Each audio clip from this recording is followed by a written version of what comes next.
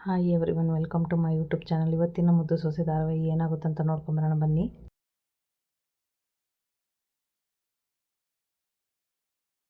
ನೀವು ಏನು ವಿಚಾರ ಮಾತಾಡೋಕ್ಕೆ ಬಂದಿದ್ದೀರಂತ ನನಗೆ ಗೊತ್ತು, ಆದರೆ ಆ ವಿಚಾರವಾಗಿ ಮಾತಾಡೋಕ್ಕೆ ನಾನು ಸ್ವಲ್ಪನೂ ಇಷ್ಟ ಇಲ್ಲ. ದಯವಿಟ್ಟು ನನ್ನ ಒಂಟಿಯಾಗಿ ಬಿಟ್ಬಿಡೋಯಿ ಅಂತ ಹೇಳ್ತಾರೆ. ವಿನಂತಿ ಹೇಳ್ತಾರೆ, ಹೌದು ನಾವು ಅವಳ ವಿಚಾರನೇ ಮಾತಾಡೋಕ್ಕೆ ಬಂದಿರೋದು, ಅದನ್ನು ಕೇಳಿದರೆ ನಿನಗೆ ಒಳ್ಳೇದು ಮಾಮ ಅಂತ ವಿನಂತಿ ಹೇಳ್ತಾರೆ. ನನಗೆ ಅವಳ ವಿಚಾರ ಬೇಕಾಗಿಲ್ಲ, ನನಗೂ ಅವಳಿಗೂ ಯಾವುದೇ ಸಂಬಂಧ ಇಲ್ಲ. ನೋಡು ಭದ್ರ, ನೀನು ಹಿಂಗೆ ಹೇಳಿದರೆ ಅವಳ ಜೊತೆ ಇರೋ ಸಂಬಂಧ ಕಳೆದೋಗುತ್ತೀಯೇ. ಡಿವೋರ್ಸ್ ಆಗಗಂಟ ಅವಳು ಈ ಮನೆ ಸೊಸೆನೇ ಅಲ್ವಾ ಅಂತ ಸಾವಿತ್ರಿ ಹೇಳ್ತಾರೆ.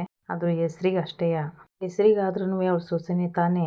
ಅವಳು ಏನು ಮಾಡ್ತಾಳೆ, ಎಲ್ಲಿಗೆ ಹೋಗ್ತಾಳೆ ಅನ್ನೋದು ತಿಳ್ಕೊಳೋದು ಮುಖ್ಯ. ಅದಕ್ಕೆ ನಾವು ಅಂತ ಸಾವಿತ್ರಿ ಹೇಳ್ತಾ ಇರ್ಬೇಕಾದ್ರೆ ಭದ್ರ ಹೇಳ್ತಾರೆ, ಅದು ಏನಾದರೂ ಆಗಲಿ ನನಗೆ ಹೇಳಬೇಡಿ ಅಷ್ಟೇ ಅಂತ ಹೇಳ್ತಾರೆ ಭದ್ರ.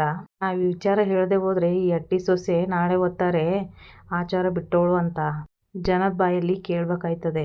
ಅವಳು ಈಗ ಡಾಕ್ಟ್ರ್ ಓದೋದಕ್ಕೆ ಮೈಸೂರು ಕಾಲೇಜಿಗೆ ಸೇರ್ಕೊಂಡಳೆ ಅನ್ನೋ ವಿಷಯ ನಿನಗೆ ಗೊತ್ತೇ ಅಂತ ಸಾವಿತ್ರಿ ಕೇಳ್ತಾರೆ. ಅದು ಅವಳಿಷ್ಟ ಅಂತ ಭದ್ರ ಜೋರಾಗಿ ಕಿರ್ಚು ಬಿಡ್ತಾರೆ. ಹೌದು, ಇಷ್ಟ ಆಗಿರೋ ಒಟ್ಟಿಗೆ ಇಷ್ಟಪಟ್ಟಿರೋ ನೀರೋ ಒಟ್ಟಿಗೆಯ ಮಂಡ್ಯ ಕಾಲೇಜ್ ಬಿಟ್ಬಿಟ್ಟು ಮೈಸೂರು ಕಾಲೇಜಿಗೆ ಸೇರ್ಕೊಂಡಿರೋದು ಅಂತ ವಿನಂತಿ ಹೇಳ್ತಾರೆ. ಹ್ಞೂ ಕಣಪ್ಪ, ಅವಳ ಬಗ್ಗೆ ತಿಳ್ಕೊಳ್ಳೋದಕ್ಕೆ ಅಂತ ಕಾಲೇಜಲ್ಲಿ ಒಬ್ಬರನ್ನ ನೇಮಕ ಮಾಡಿದ್ದೀನಿ.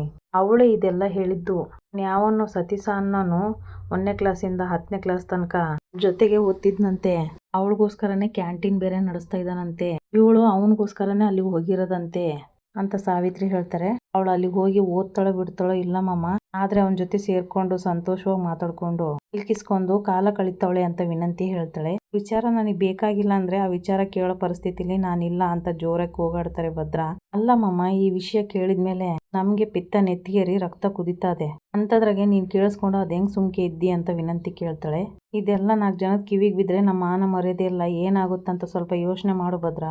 ಹಾಗಂತ ಸಾವಿತ್ರಿ ಹೇಳಿದಾಗ ವಿನಂತಿ ಹೇಳ್ತಾರೆ, ಮಾಮ ನೀನೇನು ಸ್ನೇಹಿತರು ಅಂತ ಅನ್ಕೋಬಹುದು, ಆದ್ರೆ ಅವಳು ಸ್ನೇಹಿತ ಅಲ್ಲ, ಆಗಿಂದ ಇಷ್ಟಪಡ್ತಾ ಇದ್ನಂತೆ ಅವನು ಅಂತ ಅವನೇ ಎಲ್ಲ ಕಡೆ ಹೇಳ್ಕೊಂಡವನೇ ಅಂತ ವಿನಂತಿ ಇನ್ನೂ ಸ್ವಲ್ಪ ಕಿವಿ ತುಂಬ್ತಾರೆ ಭದ್ರ ಅವ್ರದ್ದು. ಇದನ್ನ ನಾವು ಬರೀ ಮಾತಲ್ಲೇ ಹೇಳ್ತಾ ಇಲ್ಲ ಕಣಪ್ಪ ಭದ್ರ, ಸಾಕ್ಷಿನೂ ಮಡಗಿದ್ದೀವಿ. ವಿಡಿಯೋ ರೆಕಾರ್ಡಿಂಗ್ ಅನ್ನ ಭದ್ರ ಅವ್ರಿಗೆ ತೋರಿಸ್ತಾರೆ ಸಾವಿತ್ರಿ ಅವರು. ಫೋನ್ ಎಸ್ತ್ಬಿಟ್ಟು ಭದ್ರ ಅವರು, ಅವಳ ವಿಚಾರ ನನಗೇನು ಬೇಡ ಅಂತ ಹೇಳ್ದೆ ತಾನೆ, ಯಾರಿಗ್ ಗೊತ್ತು ಮಾಮ ಇವಳು ಮಳ್ಳಿ ಹೆಂಗೆ ಅವನ್ನ ಇಷ್ಟಪಟ್ಬಿಟ್ಟು ನಿನ್ ಜೊತೆ ಮದುವೆ ಆಗಕ್ಕೆ ಇಷ್ಟ ಇಲ್ಲದೆ ಪೊಲೀಸ್ನವರಿಗೆ ಫೋನ್ ಮಾಡಿರ್ಬೋದು. ಹಾಗಂತ ವಿನಂತಿ ಹೇಳಿದಾಗ ಸಾವಿತ್ರಿ ಅವ್ರು ಹೇಳ್ತಾರೆ, ಈಗಿನ ಕಾಲದಲ್ಲಿ ಯಾರನ್ನೂ ನಂಬಕ್ ಆಗಕ್ಕಿಲ್ಲ ಭದ್ರ, ಹೊಟ್ಟೆಲಿರೋ ಮಗುವೆ ಅಂತ ಹೇಳ್ತಾ ಇರ್ಬೇಕಾದ್ರೆ ಭದ್ರನಿಗೆ ಮತ್ತಷ್ಟು ಕೋಪ ಬಂದ್ಬಿಟ್ಟು ನಿಲ್ಸು ಅಂತ ಹೇಳ್ತಾರೆ. ಇನ್ನು ಒಂದ್ ಮಾತು ಮಾತಾಡಿದ್ರೆ ಚೆನ್ನಾಗಿರಕ್ಕಿಲ್ಲ, ಮೊದ್ಲು ಇಲ್ಲಿಂದ ಹೊಂಟೋಗಿ. ಭದ್ರ ಅದು ಅಂತ ತಡವರ್ಸ್ತಾ ಇರ್ಬೇಕಾದ್ರೆ ಸಾವಿತ್ರಿ ಅವರು, ಹೋಗಿ ಅಂತ ಹೇಳಿದ್ನಲ್ಲ ನಿಮ್ಗೆ ಅಲ್ವಾ ಹೇಳ್ತಾ ಇರೋದು, ಹೋಗು ಅಂತ ಹೇಳಿದಾಗ ಸನ್ನೆಯಲ್ಲಿ ಸನ್ನೆ ಮಾಡ್ಕೊಂಡು ಸಾವಿತ್ರಿ ವಿನಂತಿ ಅಲ್ಲಿಂದ ಹೊರಟ್ಬಿಡ್ತಾರೆ. ಈ ಕಡೆ ನೋಡಿದ್ರೆ ವಿದ್ಯಾ ಮನೆಗೆ ಬರ್ತಿದ್ದಾಗೆ ಸರು ನೋಡ್ಬಿಟ್ಟು, ಕ್ವಾಟ್ಲೆ ಅಣ್ಣಯ್ಯ ಅಕ್ಕ ಬಂದ್ಲು ಅಂತ ಹೇಳ್ತಾರೆ.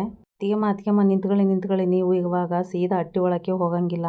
ಯಾಕಣ್ಣಯ್ಯ ಏನಾಯ್ತು ಅಂತ ವಿದ್ಯೆ ಕೇಳ್ತಾರೆ. ಯಾಕೆ ಅಂದ್ರೆ ಇವತ್ತು ಊರ್ ತುಂಬಾ ನಿಂದೆ ಸುದ್ದಿ ಅತ್ತಿಗೆಮ್ಮ, ಯಾರ್ ಬಾಯಲ್ಲಿ ಕೇಳಿದ್ರು ವಿದ್ಯೆ ಡಾಕ್ಟರ್ ಓದಕ್ ಹೋಯ್ತವಳೆ ಅನ್ನೋದೇ ಮಾತು. ಅದ್ರ ಜೊತೆ ಇವತ್ತು ಎಷ್ಟು ಜನದ ಕಣ್ಣು ಬಿದ್ದಿರ್ತದೋ ನಿಮ್ಗೆ, ಅದಕ್ಕೆ ದೃಷ್ಟಿ ತೆಗಿಯಕಂತ ಹಟ್ಟಿ ಒಳಗೆ ಬಿಡಬೇಡ ಅಂತ ರತ್ನಕ್ಕ ಹಾಗೆ ಅಜ್ಜಿ ಹೇಳೋರೆ ಅಂತ ಕ್ವಾಟ್ಲೆ ಹೇಳ್ತಾರೆ.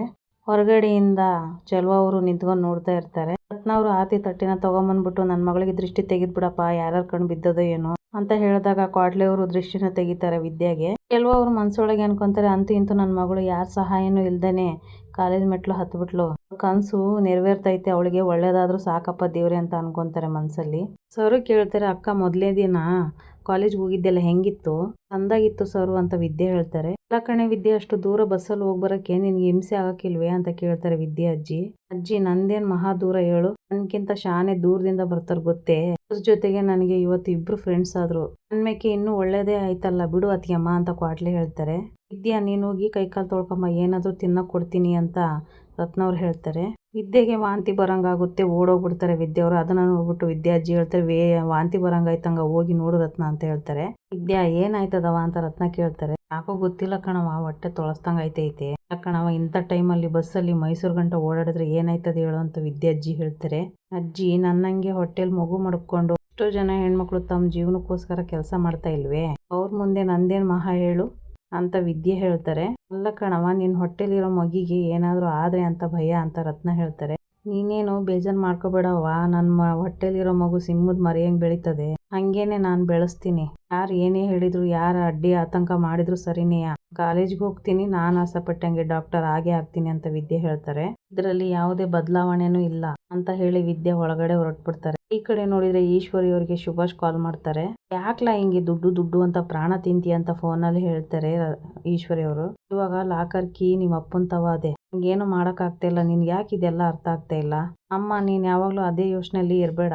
ನಾನು ಇವಾಗ ಫೋನ್ ಮಾಡಿರೋದು ದುಡ್ಡಿನ ವಿಷಯಕ್ಕಲ್ಲ, ನಾನು ಊರಿಗೆ ಬರ್ತಾ ಇದ್ದೀನಿ ಅಂತ ಸುಭಾಷ್ ಹೇಳ್ತಿದ್ದ ಹಾಗೆ ಈಶ್ವರಿ ಅವ್ರು ಗಾಬರಿ ಆಗ್ಬಿಡ್ತಾರೆ. ಅದನ್ನ ಹೇಳಕ್ಕಂತಾನೆ ನಿನಗೆ ಕಾಲ್ ಮಾಡಿದೆ ಅಂತ ಸುಭಾಷ್ ಹೇಳ್ತಾರೆ.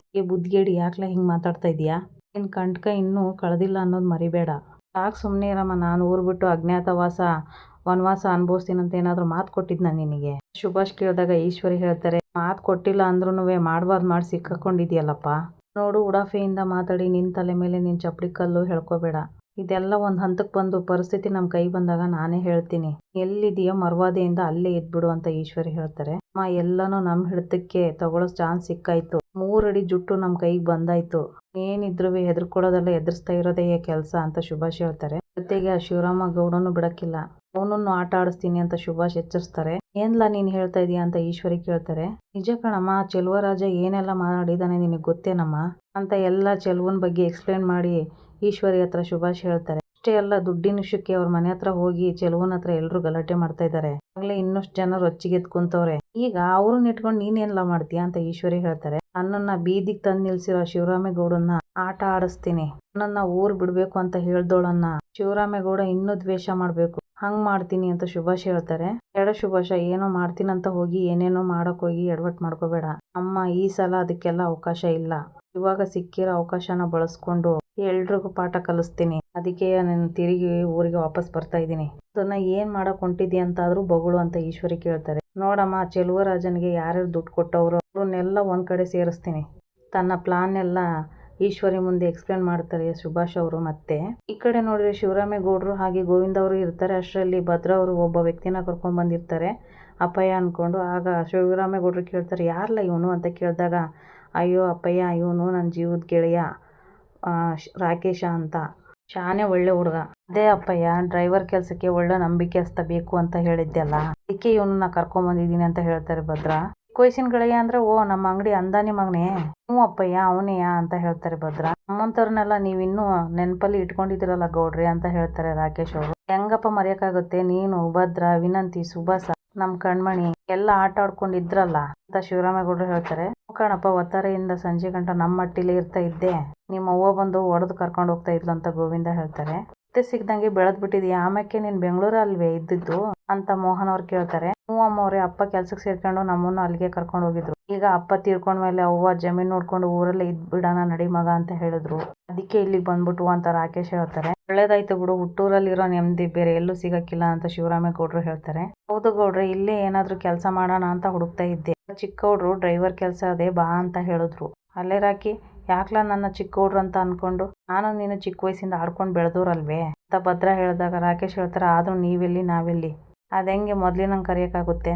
ಈ ಗೌರವ ಅನ್ನೋದು ವ್ಯಕ್ತಿತ್ವಕ್ಕೆ ಕೊಡಬೇಕು ಹೊರ್ತು ಆಸ್ತಿ ಅಂತಸ್ತಗಲ್ಲ. ನೋಡಪ್ಪ, ನಮ್ಮ ಮಟ್ಟಿಲಿ ಡ್ರೈವರ್ ಕೆಲಸ ಅಂದ್ರೆ ಬರೀ ಡ್ರೈವರ್ ಆಗಿರಕ್ಕಿಲ್ಲ, ಮಟ್ಟಿನಲ್ಲೂ ಒಬ್ನಾಗಿರ್ಬೇಕು. ಒಳ್ಳೇದು ಕೆಟ್ಟದ್ದು ಎಲ್ಲದ್ರಾಗೂ ಭಾಗಿಯಾಗಿರ್ಬೇಕು. ಒಟ್ಟಾರೆ ಯಾವುದೇ ಕೆಲಸ ಕೊಟ್ಟರು ಜವಾಬ್ದಾರಿಯಿಂದ ನೋಡ್ಕೋಬೇಕು ಅಂತ ಗೋವಿಂದ ಅವ್ರು ಹೇಳ್ತಾರೆ. ಏನೇ ಸಮಸ್ಯೆ ಇದ್ರು ನಮ್ಮ ಹತ್ರ ಹೇಳ್ಕೊ, ಆದ್ರೆ ಎಲ್ಲದಕ್ಕಿಂತ ಹೆಚ್ಚಾಗಿ ಕೈ ಬಾಯಿ ಶುದ್ಧವಾಗಿರ್ಬೇಕು ಅಂತ ಶಿವರಾಮೇಗೌಡರು ಹೇಳ್ತಾರೆ. ಈ ಮಾತು ಹೇಳ್ತಾ ಇದೀನಂದ್ರೆ, ನಾನೊಬ್ಬ ಮಂತ್ರಿ, ನಮ್ಮ ಮನೆ ಒಳಗಡೆ ಸಾವಿರಾರು ವಿಚಾರ ನಡೀತವೆ. ಏನೇ ಮಾಡಿದ್ರು ಈ ಡ್ರೈವರ್ಗಳು PAಗಳು ಕಣ್ತಪ್ಪಿಸಿ ಏನು ಮಾಡೋಕ್ಕಾಗಕ್ಕಿಲ್ಲ.